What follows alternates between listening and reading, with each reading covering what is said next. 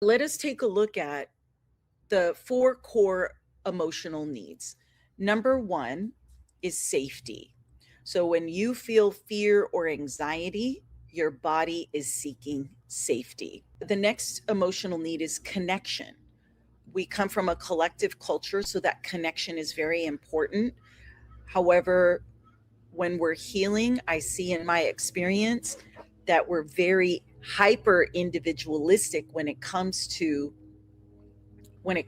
our emotional health and wellness. So if you're feeling sad and lonely and there's no space for you to express that because your body is seeking connection, however, if you're feeling shame around those feelings, you may not do the very thing you need to do is reach out and connect to people.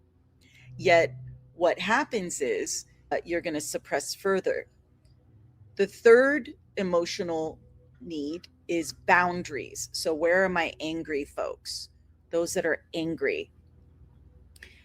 Your anger is seeking boundaries are being crossed time and time and time again, going back to that silence equals delayed explosion, that your need for more boundaries. I see this a lot with Arab moms. They do so much for so many people. They are spread so thin. And when they get angry and they start yelling, it's because they have let every boundary that they wanted to set, they overrode it. Okay. And then the last of the four core emotional needs is meaning, feeling worthy. And so if you're feeling shame, and what I say, guilt, which in our culture is distorted because many of us aren't doing anything wrong, but we feel guilty for, we're seeking meaning in your own life, in who you are, and that can bring out a lot of shame. So, the four core emotional needs, every emotion points to these needs: fear, anxiety, seeking safety; sadness and loneliness, seeking connection; anger, seeking boundaries; any shame or guilt, you are seeking worthiness or meaning. Okay, how are we doing on that? Everyone doing okay? Thank you everyone for joining. Thank you for all the little gifts. I saw the all the buzzing. Thank you so much. I didn't even see who was that. Let's see.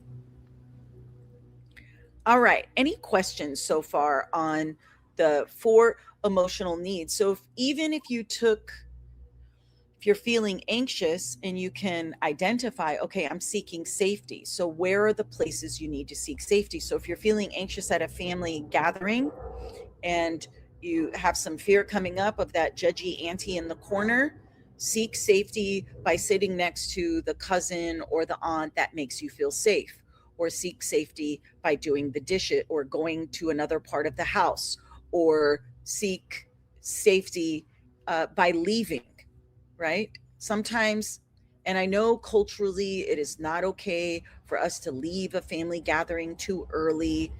However, sometimes if your anxiety is so high, it's okay to get that safety.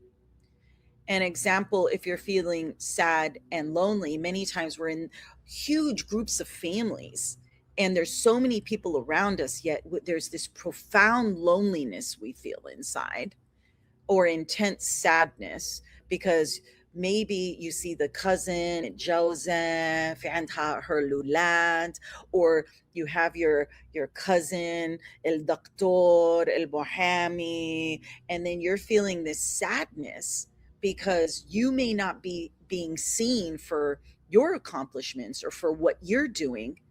And so it's important to remember you may not have any connection within your own family, safe connection.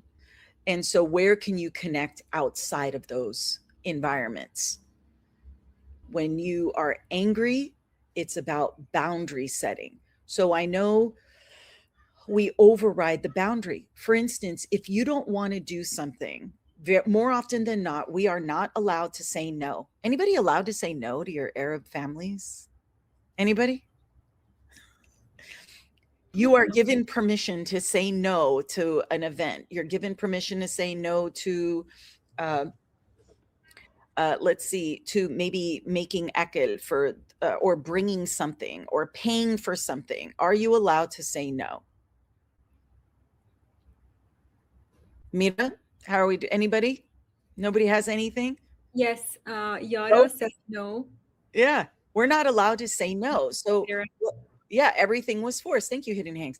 Yeah. So you often wonder why there's so much anger and resentment that gets built up within our cultural context because there's no permission to say no.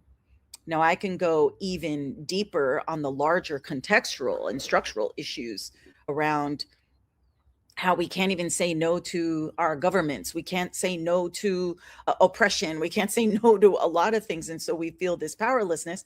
But I'm going to pin that because now I'm going down a rabbit hole. But if we take it back to our own families and our own communities, if you were to say, what small boundary can I put? And that could even be within you to say, I'm doing this. I know I'm people pleasing. And I'm going to set that own boundary within me to say, I'm doing this out of survival until I can move out of it. And sometimes it's just setting a boundary within your own self instead of feeding into that resentment and powerlessness. If this video resonated with you, subscribe and join the community.